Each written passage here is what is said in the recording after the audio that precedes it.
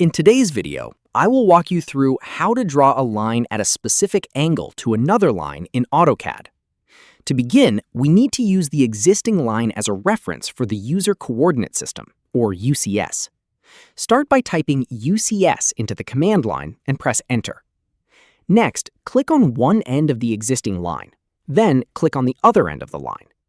This aligns the x-axis of the UCS with the existing line. The y-axis will automatically orient itself perpendicular to the reference line. Before drawing the new line, make sure Dynamic Input is enabled. You can check this in the status bar at the bottom of the screen. Look for the Dynamic Input icon and make sure it is turned on. Now, draw your new line as you normally would. As you move the cursor, you'll see the angle displayed in relation to the reference line. Use the Tab key to move through the text boxes that appear. This allows you to edit the angle directly. Enter the angle value you want, then confirm it. The new line will be drawn at the specified angle relative to the existing line. Once you're finished, reset the UCS back to its original state.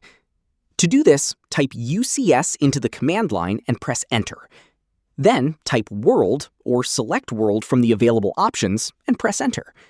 This restores the UCS to its standard configuration.